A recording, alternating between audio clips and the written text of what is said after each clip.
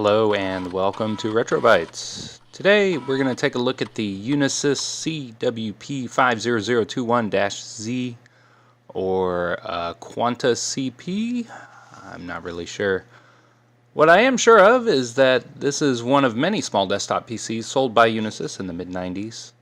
April 8th, 1988 actually. You'd never know it was a PC from 98 based on the internals. Inside a 200 MHz Pentium MMX centered on the mainboard alongside a mind-blowing 64 megabytes of EDO RAM. While it's enough to run Windows 98, I dare say it's not what Unisys had in mind for the machine when they chose a 3 GB hard drive for storage. Ouch.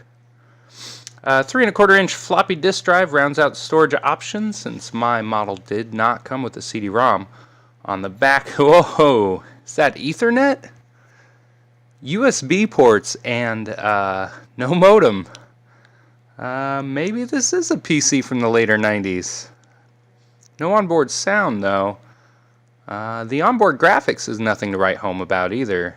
An S3 Trio 64V Plus with a whole 1 megabyte of memory. Wow. Unisys does give you 2 expansion slots though if you find that S3 Trio insufficient. Considering the hardware that this machine is equipped with out of the box, it's easy to see that the average consumer was not the target audience for Unisys, but rather businesses that just needed a terminal PC. That hasn't stopped modern retro gamers from scooping up these systems though. Their small footprint make them ideal for DOS and early Windows gaming. Let's have a look inside. Alright, under the hood here we can see our 2 expansion slots, one shared ISA PCI, our CPU under that large passively cooled heatsink. The only fan in this system actually is the power supply fan. Oh no. Can you guys see that? Those would be swollen capacitors. Ooh, watch this. Yeah, that's no good. Oh, late 90s, you and your bad capacitors. Well, my plans to upgrade this system will have to wait. Now I'm looking at disassembling and repairing this guy. Better get to it, but through the magic of video editing, what's likely hours for me will be minutes for you. Activate fast forward.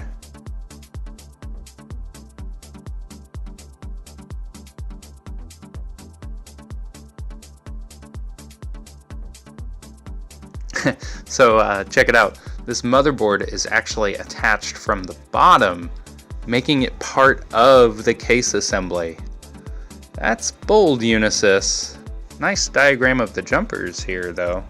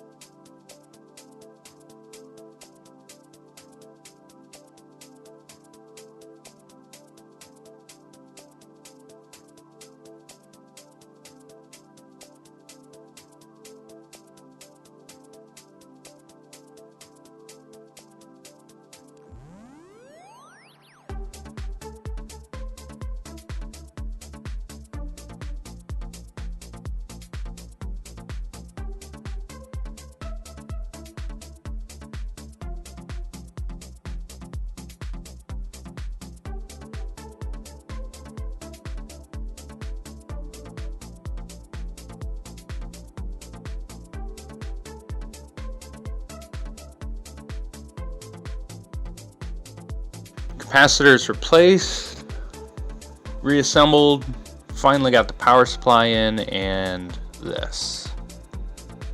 Ugh, why do I do this to myself?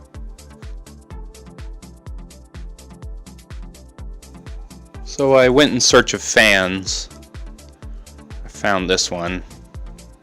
Looks like it'll fit. I guess there's only one way to find out.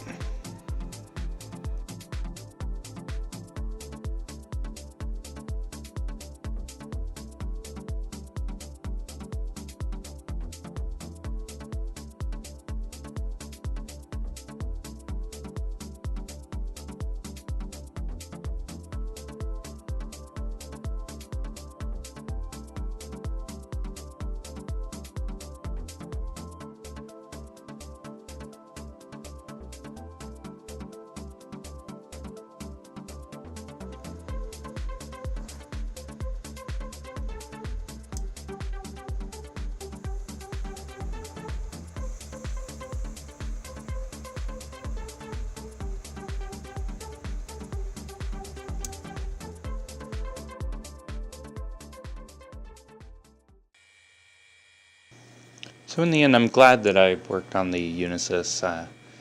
Kind of been sitting around, not being used. And, the few times that I did use it, it was kind of unstable and I wasn't really sure what was going on. But now it's pretty clear, with the one fan in the system not running and that blown capacitor. Yeah, it's any surprise that it ran at all. I didn't get to upgrade it like I had wanted, but the Unisys will return in a future video for that.